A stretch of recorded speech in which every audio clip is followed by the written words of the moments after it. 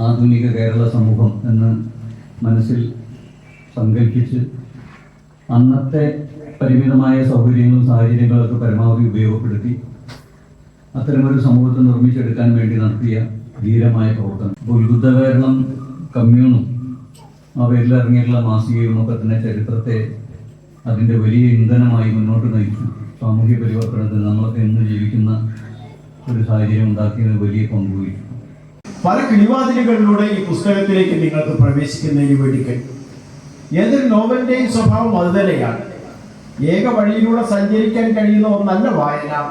ഓരോരുത്തരും അവരവരുടേതായ താക്കോൽ പഴുതുകൾ കണ്ടെത്തുകയും അതിലൂടെ കൃതിയിലേക്ക് പ്രവേശിക്കുകയും ചെയ്യുന്നു എന്ന കാര്യം ഓർക്കുക. ഇവിടെ പറഞ്ഞ അക്കാദമിക് പാണ്ഡിത്യത്തിന്റെ ഭാരമൊന്നും നിങ്ങൾ ഈ നോവലിൽ കാണേണ്ട ആവശ്യമില്ല. ഒരു ഭൂമി കച്ചവടക്കാരനും ഈ നോവൽ നല്ല രൂപത്തിൽ വായിക്കുന്നതിന് വേണ്ടി കഴിയും.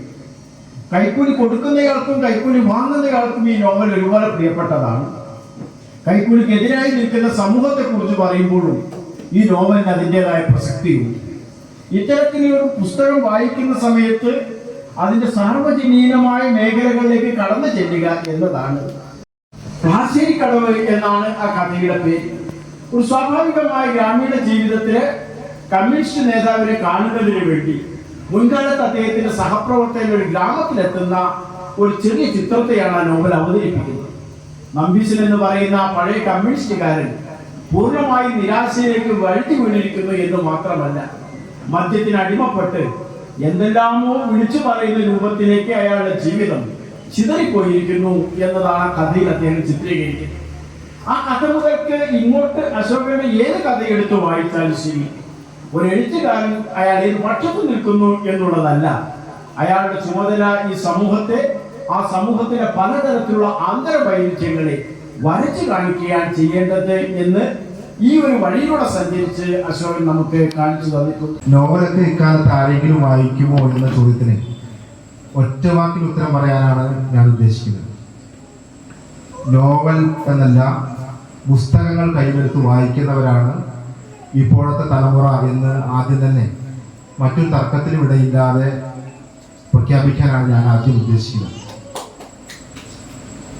ലാലയുടെ യാത്രയെ സംബന്ധിച്ച് തന്നെ എനിക്ക് ആദ്യം സൂചിപ്പിക്കാനുള്ള ഒരു കാര്യം, പിന്നെ രൂപത്തിലൊക്കെ വരിക. പക്ഷെ അത് വലിയ പ്രക്രിയയാണ്. ആത്മഹത്യ കേട്ടോ, മറ്റു പുസ്തകങ്ങളും ഈ പുസ്തകവും തമ്മിലുള്ള ഒറ്റവാക്കിൽ പറഞ്ഞുള്ള വ്യത്യാസം ചരിത്രപരമായ അതിന്റെ ഉൾക്കാഴ്ചയും ഉൾക്കാമ്പുമാണ്. കുട്ടികൾക്ക് നടന്നുപോയ വഴികളിലൂടെ നമുക്കും കൂടെ നടക്കുന്നൊരു അനുഭവം അതിനൊപ്പം ഉണ്ടാകും. ആ ദേശം കാലാന്തരത്തിൽ ഒരു മഹാപ്രദേശമായി വളർന്നു. ആ നാടിന്റെ ചരിത്ര വിപര്യങ്ങളിലൂടെ ഓരോ വായനക്കാരനും കേരളത്തിന്റെ ആകെ ചരിത്രങ്ങളും മാറ്റങ്ങളും പ്രതിസന്ധികളും തിരിച്ചറിഞ്ഞു. ഒരു എഴുത്തുകാരനെ സംബന്ധിച്ചിടത്തോളം അദ്ദേഹത്തിന്റെ ദേശം എന്നുള്ള ഒരു കൺസെപ്റ്റ് അല്ലെങ്കിൽ ആ ഒരു ചിന്ത അതൊരിക്കലും ഒരു ചെറുതല്ല. തികച്ച് ഈ ഒരു രീതിയിലാണ് നമ്മുടെ ഈ നോവൽ മുന്നോട്ട് പോകുന്നത്. അവസാനം വരെ പോസ്റ്റുകളും കമന്റുകളും അതിൽ ഒരുപാട് നോവൽ ചർച്ച ചെയ്യുന്നുണ്ട്. ഇനി ദിമിത്രിയെ കുറിച്ച് പറയുകയാണെങ്കിൽ, നാട്ടിലെ ഏറ്റവും പ്രധാനപ്പെട്ട ഒരു കമ്മ്യൂണിസ്റ്റ്, കാട്ടൂർക്കടവിൽ കമ്മ്യൂണിസ്റ്റ് ഘടകം തങ്ങൾ അവർ രണ്ടുപേരെയും വിവാഹം കഴിപ്പിക്കാൻ വേണ്ടി പാർട്ടി രണ്ടുപേരെയും വിവാഹം കഴിപ്പിച്ച് ചന്ദ്രശേഖരന്റെ വീട്ടിലേക്ക് കൊണ്ടുവരുന്നു. കരുണൻ മാഷാണ് അച്ഛൻ. കരുണൻ മാഷ് ഈ നോവലിൽ പറയുന്ന ചാത്തൻ മാസ്റ്റർ, PS എന്ന് പറയുന്നവരൊക്കെ തന്നെ എൻ്റെ അച്ഛൻ്റെ പരിചയ ശൃംഖലയിൽപ്പെട്ട ആൾക്കാരാണ്. അന്നത്തെ രാഷ്ട്രീയ പ്രവർത്തനം എന്തായിരുന്നു എന്നുള്ളത് നേരിൽ കണ്ടവരാണ് ഞങ്ങളൊക്കെ. ഇതൊക്കെ ആണെങ്കിൽ ശരിയാണ്. എനിക്ക് തന്നിട്ടുള്ള വിഷയം എന്താണെന്ന് വെച്ചിട്ടുണ്ടെങ്കിൽ, കണ്ടംകുട്ടി ആശാൻ നമ്മുടെ കൊടുമുണ്ടയിലാണെങ്കിൽ എന്താവും എന്നുള്ളതിനെ പറ്റിയിട്ട് ആണ്. ശ്രീ അശോകൻ ചെറുവിലിന്റെ രചനകളിൽ കുട്ടികൾക്ക് കുറഞ്ഞ സ്ഥാനമേ കിട്ടാറുള്ളൂ. തന്റെ കഥാപാത്രങ്ങളുടെ സ്വഭാവം രൂപീകരിച്ചതിന് ബാല്യകാലം സ്വാധീനിച്ചതെങ്ങനെ എന്നതാവും മുഖ്യ വിഷയം. കാട്ടൂർക്കടവ് എന്ന നോവലിലും ഇതു നമുക്ക് കാണാൻ കഴിയും. പക്ഷേ ഈ നോവലിലെ പ്രതിപാദന രീതി തികച്ചും വ്യത്യസ്തമാണ്. കെ എന്ന എഴുത്തുകാരനും അപ്പോൾ ആ കഥ വന്ന സമയത്ത് എന്നെ വളരെയേറെ അത്ഭുതം കൊള്ളിച്ച, വളരെ ആഹ്ലാദിപ്പിച്ച ഒരു സംഘമാണ് ഇവിടുത്തെ ഫുട്ബോൾ ആരാധകരും വായനശാല പ്രവർത്തകരൊക്കെ ഒത്തുചേർന്നുകൊണ്ട് ഇവിടെ ഞാൻ വന്നിരുന്നില്ല, എന്നെ അറിയിച്ചിരുന്നു. ഇവിടെ ആ കഥയുടെ വായനയും ചർച്ചയും ഫുട്ബോൾ കാണലും അതിൻ്റെ മറ്റേ ലോകകപ്പ് കാണലും ഒക്കെ ഒന്നിച്ചൊരു പ്രവർത്തനം. ശരിക്കും പറഞ്ഞാൽ ആ കഥയെ അതിൻ്റെ ശരിയായ ഒരവസ്ഥയിലേക്ക് കൊണ്ടുവന്നിട്ടുള്ള ഒരു പ്രവർത്തനമാണ് ഇവിടെ നടന്നത്.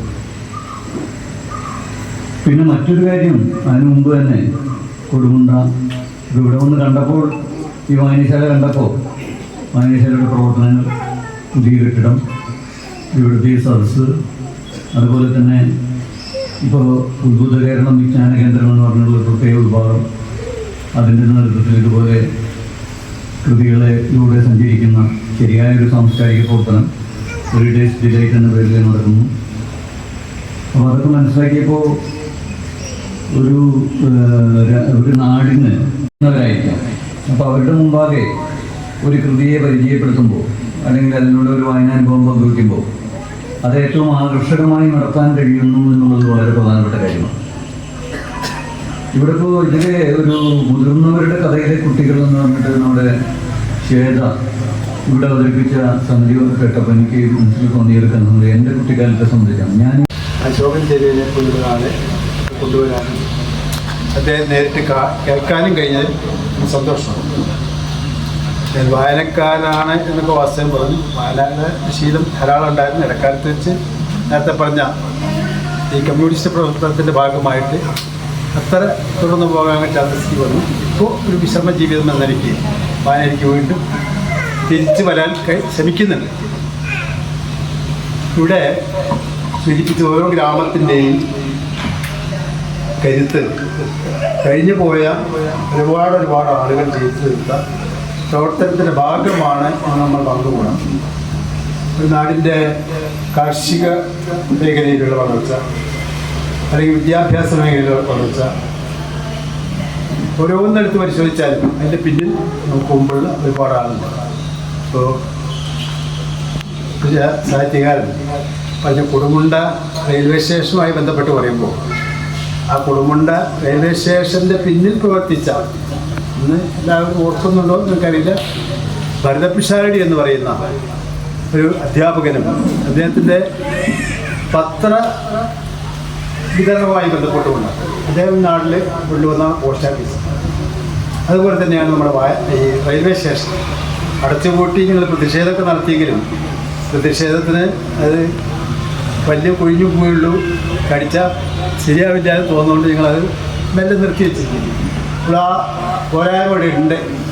ഏതായാലും നമുക്ക് ഈ പുതിയ കാലഘട്ടത്തിൽ ഇത് തുറന്നു പോകണം.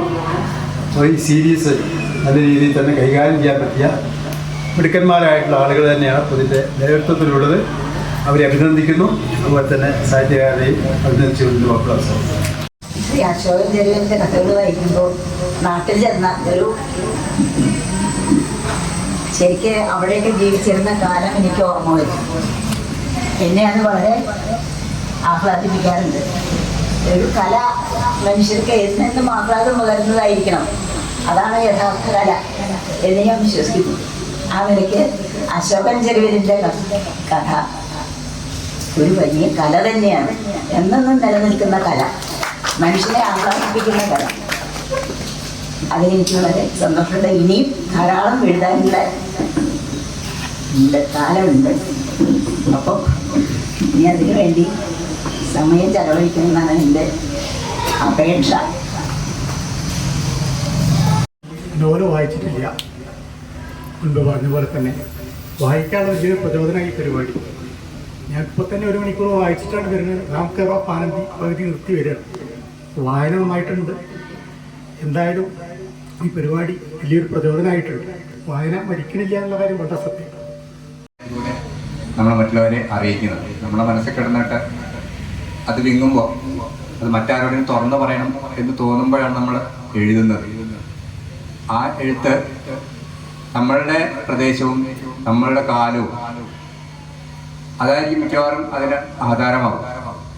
അതുകൊണ്ട് തന്നെ ഈ നമ്മുടെ ബഹുമാനായ അശോകൻ ചെരുവിൻ്റെ കാട്ടൂർക്കടവ് ഒരു പ്രദേശത്തെ കുറിച്ചിട്ടുള്ള അല്ലെങ്കിൽ ആ പ്രാദേശികമായിട്ടുള്ള കഥാപാത്രങ്ങളൊക്കെ ഉൾപ്പെടുത്തിക്കൊണ്ടാണ് ഈ വായന മരിക്കുന്നില്ല എന്നതിന് ഒരു നേർചിത്രമാണ് ഇവിടെ കൂടിയ ഇത്രയും ആളുകൾ. അപ്പം ഈ വായനശാലയ്ക്കും വായനക്കാർക്കും എല്ലാ ആശംസകളും. ആ നോവലിൻ്റെ ഏകദേശം ഒരു ചിത്രം നല്ല രീതിയിൽ കിട്ടിയിട്ടുണ്ട്. അപ്പോൾ ഇവിടെ നേരത്തെ വാസുദേവ മാഷ് തുടക്കത്തിൽ തന്നെ ചോദിച്ചത് എന്ത് വായിക്കണം, അതല്ലെങ്കിൽ എന്തിന് വായിക്കണം എന്നുള്ള ഒരു ചോദ്യം ആ രീതിയിൽ ചർച്ച ചെയ്യണം എന്നാണ് മാഷ് പറഞ്ഞത്. അപ്പോൾ ഞാൻ പണ്ട് ഒരു കഥാരൂപത്തിൽ വായിച്ച ഒരു ഓർമ്മയെന്ന് പറയുന്നത് ഒരു റഷ്യൻ എഴുത്തുകാരൻ, അദ്ദേഹത്തിൻ്റെ പേര് യുഷ്ചെങ്കോ എന്നാണ്. അപ്പോൾ അദ്ദേഹത്തിൻ്റെ ഈ റോയൽറ്റി എഴുതിയ പുസ്തകത്തിൻ്റെ റോയൽറ്റി മേടിക്കാൻ വേണ്ടിയിട്ട് പ്രസാധകശാലയിൽ ചെന്ന സമയത്ത് അവിടെ പുസ്തകം മേടിക്കാൻ വന്ന ഒരു കപ്പിൾസ്. അപ്പോൾ അവർ പുസ്തകം മേടിക്കുന്നത് ഒരു ഹോസ്പിറ്റലിൽ ഒരു രോഗിയെ കാണാൻ പോകുമ്പോൾ സമ്മാനമായിട്ട് കൊടുക്കാനാണ്. അപ്പോൾ ഹസ്ബൻഡ് പറയുന്നുണ്ട്, നമുക്ക് ഇഷ്ടഗോ വന്ന അവിടെ വളരെ പ്രശസ്തമായിട്ടുള്ള എഴുത്തുകാരനാണ്, നമുക്ക് അദ്ദേഹത്തിൻ്റെ പുസ്തകം മേടിക്കാം എന്ന് പറയുമ്പോൾ ഉടനെ ഭാര്യ പ്രതികരിക്കുകയാണ്, അദ്ദേഹത്തിൻ്റെ കൃതികളിൽ ജീവിക്കാൻ പ്രേരിപ്പിക്കുന്നത് ഒന്നും തന്നെ എനിക്ക് വായിക്കാൻ പറ്റിയിട്ടില്ല. അപ്പം അങ്ങനത്തെ ഒരു പുസ്തകം എന്തിനാണ് നമ്മൾ രോഗിയായ ആൾക്ക് സമ്മാനമായിട്ട് കൊടുക്കുന്നതെന്ന്. അപ്പം ഇത് ഈ എഴുത്തുകാരൻ അവിടെ നിന്നത് കേട്ടുകൊണ്ട് നിൽക്കുകയാണ്. അദ്ദേഹം അവിടെ നിന്ന് വളരെ നിരാശനായിട്ട് മടങ്ങിയിട്ട് അടുത്ത നദിയുടെ പാലത്തിന്റെ മേളിൽ കയറിയിട്ട് ഈ കിട്ടിയിട്ടുള്ള റോയൽറ്റി പണം വീശി വലിച്ചെറിയണം ആ പുഴയിലേക്ക്. അപ്പൊ അങ്ങനെ ഈ എഴുത്തുകാരന് എഴുതിയതിനെ കുറിച്ചുള്ള ഒരു പശ്ചാത്താപം ആവാം ചിലപ്പോ, അല്ലെങ്കിൽ ഈ വായനക്കാരൻ അദ്ദേഹത്തെ കൊണ്ട് ചിന്തിപ്പിക്കുന്നതിലൂടെ ആവാം അങ്ങനെയൊക്കെ സംഭവിക്കുന്നത്. അപ്പൊ ഞാൻ കൂടുതൽ വിഷയങ്ങളിലേക്ക് കിടക്കുന്നില്ല. ഈ ഒരു ചോദ്യത്തിന് ആ രീതിയിലൊരു ചർച്ചയിൽ ഒരു വിഷയം പറഞ്ഞു വന്നു.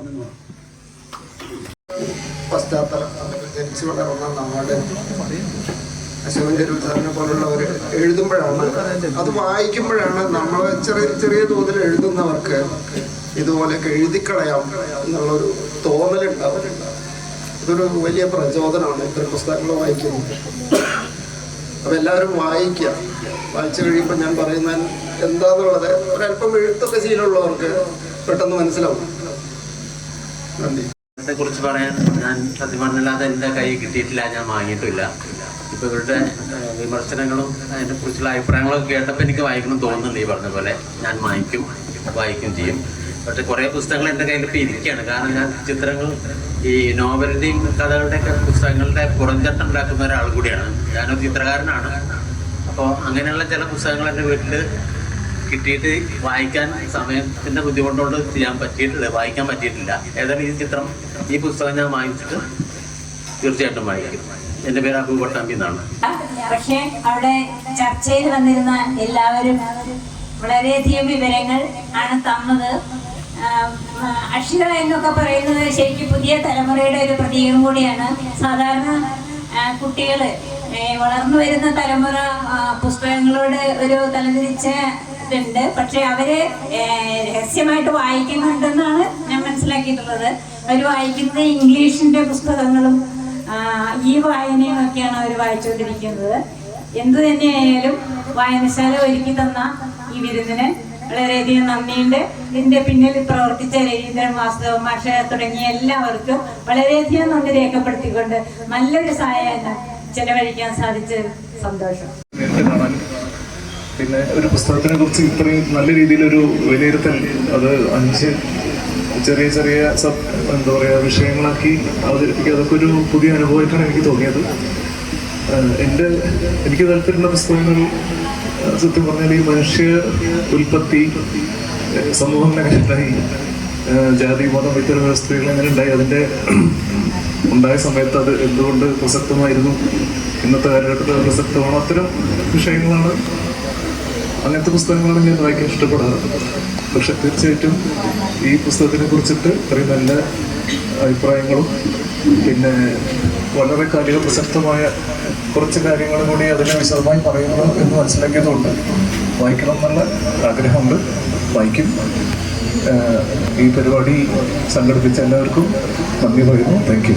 പി രാമൻകുട്ടി മാഷ് അവതരിപ്പിക്കുമ്പോഴാണ് എനിക്ക് കാര്യമായി മനസ്സിലായത് അദ്ദേഹം പുരോഗമന കലാസാഹിത്യത്തിൻ്റെ ഒരു അമരക്കാരനായിരുന്നുവെന്നും അതുപോലെ നോവലിസ്റ്റും ചെറുകഥാകാരനൊക്കെ ആണെന്നുള്ളത് മനസ്സിലാക്കുന്നത്. അശോകൻ ചെരുവിൽ എന്ന അദ്ദേഹത്തിൻ്റെ പുസ്തകങ്ങൾ ഞാൻ വായനശാലകളിലും പലയിടത്തും കണ്ടിട്ടുണ്ട് എന്നല്ലാതെ സത്യത്തിൽ ഞാൻ അദ്ദേഹത്തിൻ്റെ ഒരു പുസ്തകവും വായിച്ചിട്ടില്ല. എന്തായിരുന്നാലും അദ്ദേഹത്തിൻ്റെ ഈ പുസ്തകം ഈ അവതാരകരായ 5 പേരും വായിച്ചിട്ടുണ്ട് എന്ന് മനസ്സിലാക്കുമ്പോൾ ഒരു സന്തോഷവും. എന്തായാലും എനിക്ക് മനസ്സിലായ ഒരു കാര്യം, അശോകൻ ചെരുവിൽ എന്ന് പറയുന്ന ആ എഴുത്തുകാരൻ ഒരു ഇടതുപക്ഷ അനുഭാവിയാണെന്നും ഇടതുപക്ഷ ചിന്താഗതിക്കാരനാണെന്നും അങ്ങനെയുള്ള പുസ്തകങ്ങളാണ് അധികം എഴുതുന്നതെന്നും മനസ്സിലാവുകയും കഥാകാരൻ തന്നെ പറയുന്നു നമ്മുടെ ഇടതുപക്ഷത്തിനുള്ള ഒരു പ്രശ്നം, പാർട്ടിയുടെ ഒരു പ്രശ്നം വിമർശകരില്ല എന്നുള്ളതാണ്.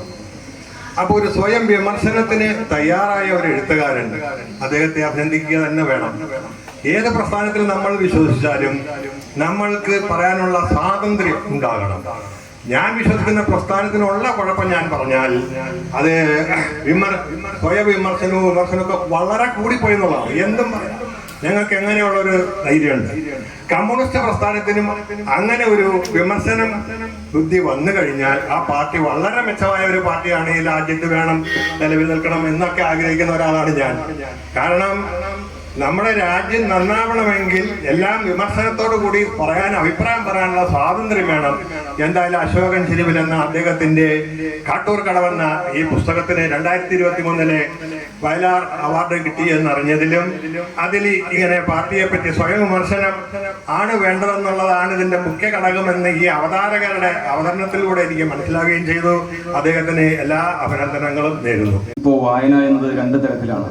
പുസ്തകത്തിന്റെ അകത്തെ താളുകളിലൂടെയുള്ള വായനയ്ക്ക് പുറമെ പുറംതാളുകളിലൂടെയുള്ള വായന. പലപ്പോഴും പുതിയ തലമുറയെല്ലാം തന്നെ അത്തരത്തിലാണ് വായിക്കുന്നത് എന്നാണ് മനസ്സിലാക്കുന്നത്. എന്നിരുന്നാലും ഏത് കാലത്തെ വായനക്കാരനായാലും ശരി, അവരുടെ എല്ലാം മനസ്സിൽ തന്റെ ബാല്യ കൗമാര യൗവനങ്ങളെല്ലാം അടയാളപ്പെടുത്തിയ ഒരു കാലവും ചരിത്രവും നാടും എല്ലാം ഉണ്ടാവും. MTയുടെ കൂട്ടക്കടവും മലയാറ്റൂര് കാണിച്ചു തന്ന ഒരുപാട് ചുരുമണലുകളും ബഷീർ കാണിച്ചു തന്ന നിരവധിയായ ഗ്രാമവീഥികളും, ആ കൂട്ടത്തിൽ എൻ്റെ മനസ്സിൽ പ്രിയപ്പെട്ട അശോകൻ ചെരുവിലിന്റെ കാട്ടൂരും ഉണ്ടായിരിക്കും. നന്ദി. വായന പുസ്തകങ്ങൾ അതിൻ്റെ അന്തസത്തകൾ പല രൂപത്തിൽ നമ്മുടെ മനസ്സിലേക്ക് വരുന്നുണ്ട്. ഇപ്പോൾ ഓഡിയോ ആയിട്ടും അതുപോലെ അതിൻ്റെ ചിത്രീകരണമായിട്ടും സിനിമകളായിട്ടും. ഒരു പുസ്തകം വായിക്കുമ്പോൾ നമ്മളുടേതായ ചിന്താധാരയിലൂടെ, നമ്മുടെ ഭാവനയിലൂടെ അതിലുള്ള രംഗങ്ങളോ അതിലുള്ള സംഭവങ്ങളും നമ്മുടെ മനസ്സിലേക്ക് എത്തുമ്പോൾ മറ്റുള്ളതൊക്കെ നമ്മളെ അടിച്ചേൽപ്പിക്കുകയാണ്. ഏറ്റവും വലിയ ഉദാഹരണം ആടുജീവിതം എന്നുള്ള സിനിമ. ആ സിനിമ കണ്ടിട്ട് ആ നോവൽ വായിച്ച അതിൻ്റെ ഒരു 10-1 പോലും നമുക്ക് സംതൃപ്തി നൽകിയില്ല എന്നുള്ളൊരു വസ്തുത അവിടെ നിൽക്കുന്നു. എന്തായാലും കാട്ടൂർ കടവ് ഞാൻ വായിച്ചിട്ടില്ല.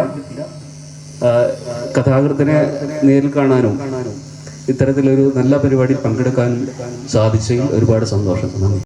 ഒരു പുസ്തകം കുറെ പേര് വായിക്കുക, ആ വായനയെക്കുറിച്ച് അതിൻ്റെ ആസ്വാദനം പറയുക, അത് കേൾക്കാൻ ഇത്രയും വലിയൊരു സദസ്സ്, അതാണ് എനിക്ക് വലിയ സന്തോഷം തോന്നിയത്. വായിക്കുമ്പോൾ 5-6 വായിച്ചു എന്ന് വരും, അവരത് ആസ്വദിച്ചു എന്ന് വരും. പക്ഷെ ആ ആസ്വാദനം കേൾക്കാനും ആ കഥാകൃത്തിനെ നേരിട്ട് കാണാനും പരിചയപ്പെടാനും ഒക്കെ ആയിട്ട് ഇത്രയും ആളുകളെ ഇവിടെ എത്തിച്ചു എന്നുള്ളതിൽ വായനശാല പ്രവർത്തകരോട് എത്ര അഭിനന്ദിച്ചാലും, അവരെ എത്ര അഭിനന്ദിച്ചാലും മതിയാവില്ല. നമ്മുടെ ചെറിയ ഗ്രാമമാണ്, ഈ ഗ്രാമത്തിലാണ് ഇത്രയും പേര് ഇവിടെ എത്തിച്ചിട്ടുള്ളത്. അപ്പൊ അത് വായനശാലയുടെ ഒരു വലിയ വിജയം തന്നെയാണ്. ഞാൻ കുറെ കാലമായിട്ട് വായനശാലയിലേക്കൊന്നും എനിക്ക് വരാൻ പറ്റാറില്ല. ഞാൻ ഇപ്പോഴാണ് വന്നത്. ഇതിന്റെ ഉദ്ഘാടനമൊക്കെ കഴിഞ്ഞിട്ട് ശരിക്കും പറഞ്ഞാൽ ഞാൻ ഇപ്പോഴാണ് വരുന്നത്. അപ്പൊ അതൊരു വലിയ സന്തോഷം. പിന്നെ നോവലിനെ പറ്റി പറയുകയാണെങ്കിൽ ഞാൻ വായിച്ചിട്ടില്ല, പക്ഷെ വായിക്കണം എന്നുള്ള അദമ്യമായ ആഗ്രഹം ഇപ്പോൾ ഉണ്ടായിട്ടുണ്ട്. അതുപോലെ ഷിത പറഞ്ഞ പോലെ ഒരു ദേശത്തെ സംബന്ധിച്ചുള്ള ഒരു ഹെഡിങ് കാണുമ്പോൾ സ്വാഭാവികമായിട്ട് എനിക്ക് അതിൽ വലിയ കൗതുകം തോന്നും. ആ നാടിനെ പറ്റി ഒന്ന് അറിയാലോ, ആ ആ കഥയിലൂടെ നമ്മളൊരു നാടിനെ പരിചയപ്പെടുകയാണ്, നാട്ടുകാരെ പരിചയപ്പെടുകയാണ്. അപ്പോൾ ശരിക്കും പറഞ്ഞാൽ എന്നെ സംബന്ധിച്ച് അതൊരു യാത്ര പോകുന്ന ഒരു തീർത്ഥാടനത്തിൻ്റെ ഒക്കെ അനുഭവം തന്നെയാണ്. അപ്പോൾ എന്തായാലും ഞാനിത് വായിക്കുന്ന തീർച്ചയാക്കിയിട്ടുണ്ട്. കുറേ 2-4-5 മാസങ്ങൾക്ക് മുമ്പാണ് ഇങ്ങനെ സംസാരിക്കേണ്ടി വരും എന്നുള്ളത് അറിയാത്തതുകൊണ്ട് അത്ര ഗൗരവമായിട്ടുള്ളൊരു വായനയാണോ എന്നറിയില്ല. വായനശാലയിൽ പോയപ്പോൾ പുസ്തകങ്ങൾ എടുക്കുമ്പോൾ ആദ്യം പിൻഭാഗത്തെ ഡിസ്ക്രിപ്ഷനാണ് നോക്കുക, ഏത് തരത്തിലുള്ളതാണെന്ന്. അങ്ങനെ നോക്കിയപ്പോഴാണ് രാഷ്ട്രീയ നോവലാണെന്ന് കണ്ടപ്പോൾ ഒരു കമ്മ്യൂണിസ്റ്റുകാരൻ്റെ മകളായി ജനിച്ച് ജീവിച്ച ഞാൻ ഒരുപാട് രാഷ്ട്രീയ നോവലുകൾ കുട്ടിക്കാലത്ത് വായിച്ചിട്ടുണ്ടായിരുന്നു. പുഷ്പാലിൻ്റെ നിറം പിടിപ്പിച്ച നുണകളും ഒക്കെ അടക്കമായി. പിന്നീട് വായന നിന്നു. പിന്നീട് ഇപ്പോഴാണ് കുറച്ച് വായിക്കണം എന്നുള്ള തോന്നലുണ്ടായി. വളരെ പെട്ടെന്ന് വായിച്ചു തീർക്കാൻ കഴിഞ്ഞു. കാരണം ഒരുപാട് സാമ്യങ്ങൾ ഈ നോവലുമായിട്ട് ബന്ധപ്പെട്ടിട്ട് എനിക്ക് ചുറ്റുപാടും കാണുകയുണ്ടായി. ആദർശത്തിൻ്റെ ചെരുപ്പ് പുറത്തൂരി വെച്ച് അകത്തേക്ക് കടക്കേണ്ടി വരുമ്പോൾ അവരനുഭവിക്കുന്ന ഒരു വലിയ മാനസിക സംഘർഷവും ഒക്കെ തന്നെ നമ്മളതിൽ കാണുന്നുണ്ട്. ജാതി മേധാവിത്വത്തിൻ്റെ വളരെ സന്തോഷപൂർവ്വം ജീവിച്ചിരുന്ന ദിമിത്രിയെ ആ ജാതി മേധാവിത്വം ഉയർത്തിപ്പിടിക്കുന്നതിന് വേണ്ടിയിട്ട് അച്ഛൻ്റെ വീട്ടിലേക്ക് കൊണ്ടുപോയതിൻ്റെ ഭാഗമായിക്കൊണ്ട് ആ കുട്ടി അനുഭവിക്കേണ്ടി വന്നിട്ടുള്ള കാര്യങ്ങൾ, അങ്ങനെ ഒരുപാട് കാര്യങ്ങൾ തോന്നി എനിക്കത്. അതേപോലെ തന്നെ ഈ പറഞ്ഞ പോലെ തന്നെയാണ് അതിൽ മീനാക്ഷി പറയുന്നത് പോലെ ഒക്കെ ഇനി കുറ്റം പറയേണ്ട മുട്ടരെ. കാരണം പഴയ കാലത്ത് ഇന്ന് എങ്ങനെ എത്തി മനുഷ്യനെ പോലെ ജീവിക്കാൻ കഴിയുന്ന ഒരു അവസരം നമുക്ക് ഉണ്ടാക്കി തന്നത് എങ്ങനെയാണ് എന്നുള്ളതൊക്കെ ഓർമ്മിപ്പിക്കുമ്പോൾ ഈ ഓർമ്മിപ്പിക്കലൊക്കെ ഞങ്ങൾക്ക് പലപ്പോഴും വേണ്ടി വരാറുണ്ട്. മാത്രമല്ല പലപ്പോഴും യോഗങ്ങളിലൊക്കെ പങ്കെടുക്കുമ്പോൾ പഴയ കാര്യം മാത്രം ഇവിടെ പറയണ്ട എന്ന് പലരും പറയാറുണ്ട്. അപ്പം ഇതൊക്കെ തന്നെ പലപ്പോഴും ഞങ്ങൾ നേരിടേണ്ടുന്ന അവസാനം പറഞ്ഞു വെച്ചിട്ടുള്ള ഒരുപാട് കാലത്തെ വളരെ ത്യാഗപൂർവമായിട്ടുള്ള ഒരുപാട് പേരുടെ പ്രവർത്തനത്തിൻ്റെ ഭാഗമായിട്ടാണ് ഇന്ന് നമ്മൾ എത്തി നിൽക്കുന്നത്. അതിൻ്റെ പുറകോട്ട് പോക്ക് വളരെ എളുപ്പമാണ്. ആ എളുപ്പത്തെ തടയാൻ നമുക്ക് കഴിഞ്ഞിട്ടില്ലെങ്കിൽ അത് വലിയ ദുരിതത്തിലേക്കാണ് പോവുക എന്നുള്ള ഒരു സന്ദേശം കഥാകാരൻ തരുന്നുണ്ട്. എന്തായാലും ഇതൊക്കെ തന്നെയാണ് എനിക്ക് പറഞ്ഞത്. പിന്നെ ഈ പറഞ്ഞ പോലെ വിമർശനമില്ല, സ്വയം വിമർശനമില്ല കമ്മ്യൂണിസത്തിൽ എന്നൊക്കെ തന്നെ ഗ്രന്ഥകാരൻ അത്രയ്ക്കൊക്കെ പറഞ്ഞിട്ടുണ്ടോ എന്നുള്ളതിൽ എനിക്ക് സംശയമുണ്ട്. എന്തായാലും കുറെ കൂടെ ഗൗരവമാക്കണം വായന എന്നുള്ള ഒരു തോന്നല് എനിക്ക് ഈ ഒരു ഫംഗ്ഷന്റെ ഭാഗമായിക്കൊണ്ട് ഉണ്ടായി. ആര് വായിക്കാന്നുള്ള വിഷയത്തെ പറ്റിയിട്ട് സംസാരിച്ചു. നമ്മുടെ വായനശാല പ്രവർത്തനങ്ങളിൽ എത്രത്തോളം യുവാക്കളുണ്ടെന്നും വായിക്കുന്നുണ്ടെന്ന് പറയുന്നുണ്ട്. യുവാക്കൾ കൂടുതലായിട്ട് പുസ്തകങ്ങൾ വായിക്കുന്നുണ്ട്, പല പുസ്തകങ്ങൾ വായിക്കുന്നുണ്ടെന്ന് പറയുന്നുണ്ട്. എന്നാൽ പോലും നമ്മളിപ്പോൾ ഇവിടെ ഇരിക്കുന്ന ആളുകൾ തന്നെ ഒരു 10% പോലും യുവാക്കളില്ല. ക്രോഡീകരണത്തിലെ ചിത്രമാനുഭാഷത്തിനെ പറ്റിയിട്ട് സംസാരിക്കുന്ന ഞാൻ കരുതുന്നു. വായന ഉണ്ടായിരുന്നു. അത് കഴിഞ്ഞ് ജോലിയിലൊക്കെ കൂടുതൽ ബാധ്യതകളും ഉത്തരവാദിത്തങ്ങളും വന്നപ്പോൾ വായനയിൽ നിന്നൊന്ന് പുറകോട്ട് പോയിട്ടുണ്ട്. ഇപ്പോൾ വീണ്ടും തുടങ്ങാനുള്ള ശ്രമത്തിലാണ്. കാട്ടൂർക്കടവ് വായിച്ചിട്ടില്ല. എന്തായാലും ഇവിടെ നേരത്തെ സൂചിപ്പിച്ചതുപോലെ നല്ല അവതരണമാണ് 5 പേര് നടത്തിയത്. അതിൽ നിന്ന് തന്നെ ആ പുസ്തകം വായിക്കണം എന്ന് തീർച്ചപ്പെടുത്തി. ഇങ്ങനെ ഒരു പരിപാടി സംഘടിപ്പിക്കുമ്പോൾ ഇതിന് എത്രത്തോളം പങ്കാളിത്തം ഉണ്ടാവും എന്ന കാര്യത്തിൽ സംഘാടകർക്ക് ആശങ്കയുണ്ടായിരുന്നു. ആ ആശങ്കയെ അസ്ഥാനത്താക്കിക്കൊണ്ട് വളരെ നല്ല രീതിയിലുള്ള പങ്കാളിത്തം ഇവിടെ ഉണ്ടായതിൽ വളരെ സന്തോഷമുണ്ട്. ഇത്തരം പരിപാടി സംഘടിപ്പിച്ച വായനശാലയുടെ ഭാഗമാകാൻ കഴിഞ്ഞത് അഭിമാനിക്കുന്നു. ഇനിയും ഇത്തരത്തിലുള്ള പരിപാടികളുമായി വായനശാല മുന്നോട്ട് പോകും. നിങ്ങളുടെ ഏവരുടെയും സഹകരണം ഉണ്ടാവണം. ഇവിടെ പങ്കെടുത്ത നോവലിസ്റ്റിനും അതുപോലെ തന്നെ ഇതിൽ അവതാരകരായി എത്തിച്ചേർന്നവർക്കും എല്ലാവർക്കും അഭിനന്ദനങ്ങളും നന്ദിയും അറിയിക്കുന്നു. ഇവിടെയുള്ള അവതരണങ്ങളോട് എനിക്കത് വായിക്കാൻ വേണ്ടി ഒരു പ്രചോദനം കിട്ടിയിട്ടുണ്ട്. എന്തായാലും ഞാൻ ബുക്ക് വായിക്കും. ഇങ്ങനെയൊരു വേദിയൊക്കെ എല്ലാവർക്കും നല്ല നന്ദി അറിയിക്കുന്നു.